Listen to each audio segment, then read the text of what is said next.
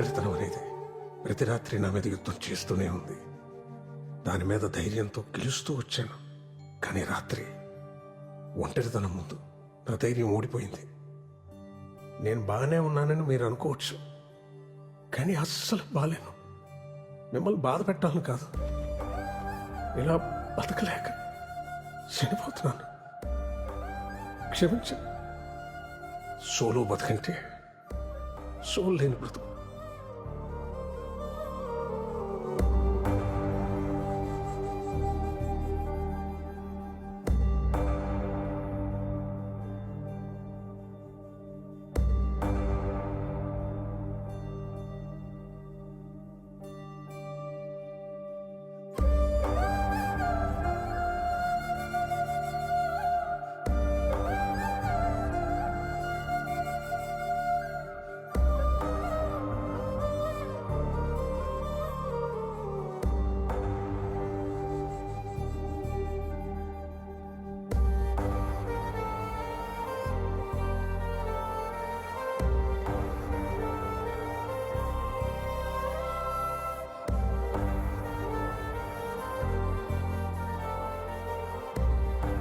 Virat, solo బతికే so better.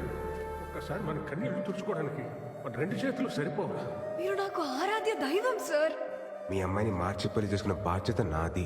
అందరికీ దూరంగా ఆస్ట్రేలియా వెళ్ళిపోతాను.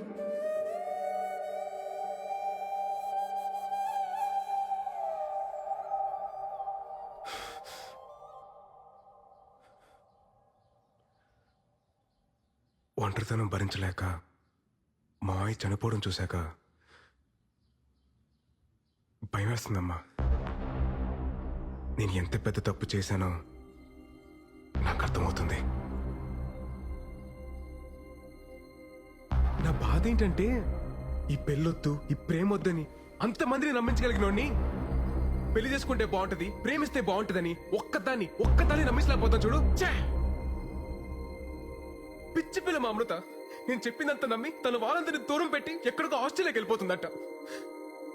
ఏం చెప్తే తనకు అర్థమవుతుందో నాకు అర్థం కావట్లేదమ్మా. నీ ఆలోచనలు మారాయన్న విషయం అమ్మాయికి చెప్తే అర్థమవుతుంది. 1000 అబద్ధాలు ఆడైనా ఓ పెళ్లి చేయమన్నారు, కానీ అందులో ఒక అబద్ధం కారణమైన ఆ పెళ్లి నిలబడదని ఎవరు అనుకోర్రా. అప్పుడు నీ ఫిలాసఫీ కరెక్ట్ నువ్వు అంత గట్టిగా నమ్మావు కాబట్టి అంత బలంగా మాట్లాడావు. ఇప్పుడు అదే రాంగని అంతకన్నా బలంగా నమ్ముతున్నప్పుడు ఎందుకు ఆలోచిస్తున్నావురా? వెళ్ళు, చెప్పే. నువ్వు చెప్పింది కరెక్ట్ నాన్న.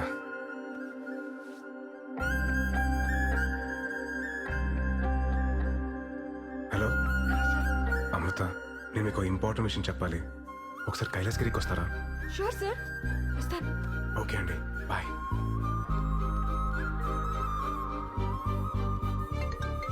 హలో, ఎక్కడున్నారండి? హలో తమ్ముడు, ఎవరు భయ్యా నువ్వు? రావణుడు ఫ్రమ్ లంక.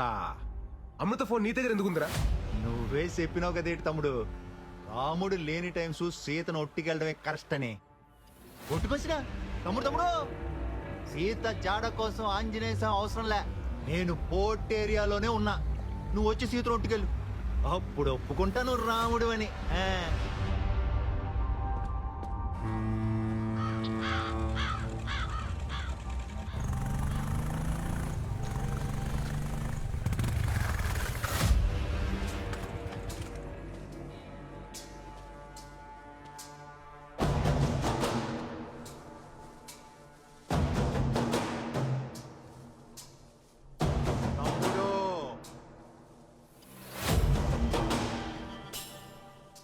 పోయిన సుట్టు బట్టులు తక్కువైపోయి కొట్టేసిపోనావు, ఈ సుట్టు మొత్తం బ్యాచ్ తో దిగిపోనావు.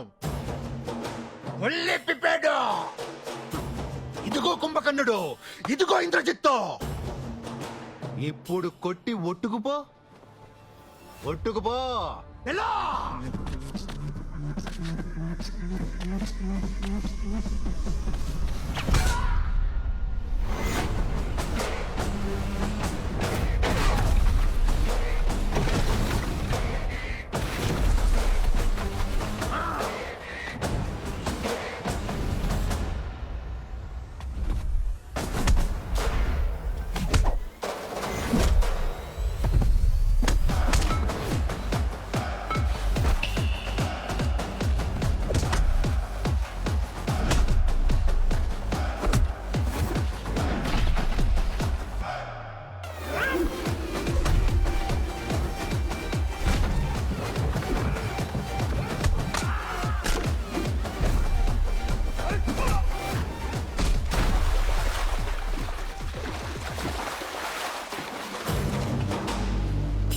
తలకాయలు పగిలిపోయినాయి.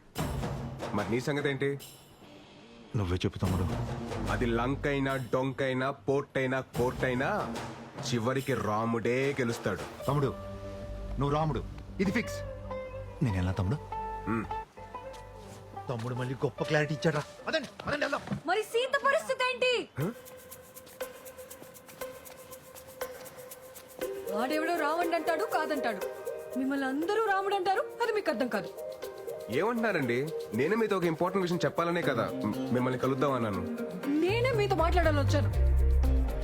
మీరు కాల్ చేయకముందు ఏం జరిగిందో మీకు తెలియాలి సార్. అన్నీ రెడీ చేసి పెట్టు. ఓకే సరే బాయ్. ఆస్ట్రేలియాకి వెళ్తున్నావు అంటగా. బ్యాంక్ మేనేజర్ ఫోన్ చేశాడు. డబ్బు కోసం లోనుకి వెళ్లాల్సిన అవసరం లేదు. నీకెంత అవసరమో చెప్తే నేనే ఏర్పాటు చేస్తాను. నాన్న నేను ఎందుకు ఇంక నిన్ను ఇబ్బంది పెట్టను అమృత. నీకు నచ్చినట్టే చేసుకో. కానీ నాకు మీ అమ్మకి నువ్వు మాత్రమే ఉన్నావన్న విషయం మర్చిపోక అమృత. పాపం ఆ అబ్బాయి ఏమైపోతాడు? తనకి నాకు మధ్య ఏం లేదు నాన్న. ఈ రిలేషన్స్ ఎమోషన్స్ ని చాలా స్ట్రాంగ్ గా వ్యతిరేకిస్తారు మా సార్. మీ ఇద్దరి మధ్యన ఏమీ లేకపోతే నీకింతమంది ఫ్రెండ్స్ ఉండగా అతనికే నువ్వెందుకు ఫోన్ చేశావు?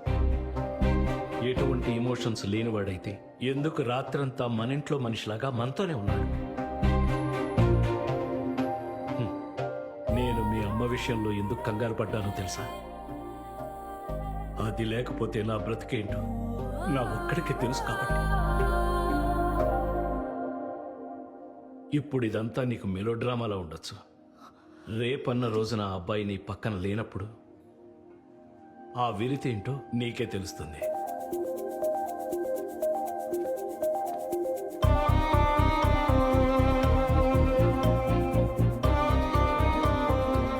అప్పుడు సీతమ్మోడి పక్కన రాముడు ఉంటుంటే సీతమ్మోడికి అన్ని కట్టాలు వచ్చి ఉండేవి కావేమో.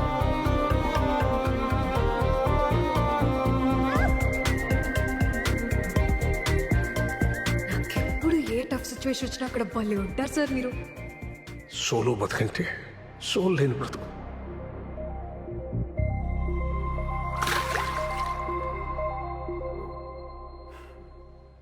మన ఇద్దరి మధ్యన ఒక గ్రేట్ లవ్ ఉంది సార్. అది కాదు అమృత. అకార్డింగ్ టు శ్లోకం నెంబర్ 55. ఏ ఆపండి సార్, మీ శ్లోకాల కూడా చెప్తా వినరు. చెప్తున్నాను కదా ఇవన్నీ తప్పని. తప్పే తప్పే. ఒక్కసారి మీ బ్రెయిన్ ఆఫ్ చేసి హార్ట్ తో ఆలోచించండి సార్ ప్లీజ్. మీకు అర్థమవుతుంది. అది కాదు Amrutha. According to my philosophy solo బ్రతికే సో.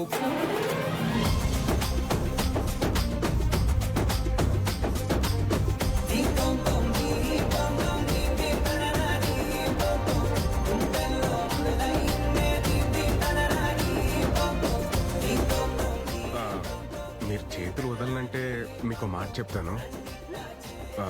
నా ఫిలాసఫీ ట్రాష్ అని నాకు ముందే తెలుసు. వదిలేస్తాం. గట్టి పట్టుకో, ఇంకా గట్టిగా. మన లవ్ లోనే కాదు, మన అప్రోచ్ లో కూడా జెన్యూనిటీ ఉంటే ఆటోమేటిక్ గా ప్రకృతి కూడా ఫేవర్ చేస్తుందని ఇప్పుడే అర్థం అవుతుంది. సార్ మన పరిస్థితి ఓకే, మరి మన మెంబర్స్ పరిస్థితి ఏంటి?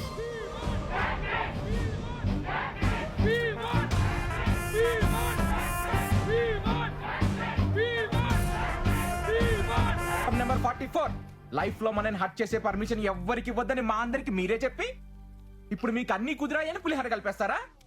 పులిహార కలపడం ఎంత కష్టం తెలుసా నీకు? Calm down. అరే నానా, నేను చెప్పేది వినరా, కొంచెం అర్థం చేసుకోరా. సినిమా చివర్లో హీరో హీరోయిన్ కలవకపోతేనే మనం ఫీల్ అవుతాం. అదే రియల్ లైఫ్ లో హీరో గాని హీరోయిన్ గాని లేకపోతే ఎవరికి పర్మిషన్ ఇవ్వక్కలేదురా, మనకి మనమే హర్ట్ అయిపోతాం. శ్లోకం నంబర్ 35. మీరు సృష్టి ధర్మాన్ని సృష్టి ధర్మం దగ్గరికే వస్తున్నాను. ఆ రోజు మూర్తన ఇంటర్వ్యూలో ఏమన్నాడు? 2 పక్షులు, 2 పావులు, 2 జీవాలు సంగమంలో ఉంటున్నాయి అన్నారు. అలాగే మనం సృష్టి ధర్మం పాటించాలి. పెళ్లి చేసుకోవాలి బ్రదర్ అన్నారు. సోలో బతికే సో బెటర్ సార్. సో బెటరే. ఎప్పటి వరకు ఈ వయసు అంతా 19 వస్తుంది. అది విషయం. 30 దాటిన తర్వాత ఒక 7th క్లాస్ కుర్రాడు అంకుల్ అని పిలిస్తే ఎలా ఉంటుంది తెలుసా? ఒక ఏజ్ బాలైన aunty hi baby I want to marry you అంటే ఎలా ఉంటుంది తెలుసా? నువ్వు నమ్మిన ఫిలాసఫీ నీకు శత్రువు అయితే ఎలా ఉంటుందో తెలుసా? అది కాదురా నాన్న, సొంత ఎక్స్పీరియన్స్ తో చెప్తున్నాను రా. నన్ను నమ్మండిరా. సోలో బ్రతికే సో బెటర్ కాదు, సో బోరింగ్. ఏం నమ్మట్లేదా? నమ్మరా? సరే, మీరందరూ ఇప్పటికీ కన్విన్స్ అవ్వకపోతే ఎందుకు లవ్ చేయాలి, ఎందుకు పెళ్లి చేసుకోవాలని 108 శ్లోకాలతో ఇంకో పుస్తకం రాస్తాను. అప్పుడన్నా కన్విన్స్ అవుతారా? ఎప్పుడు రాస్తారు సార్?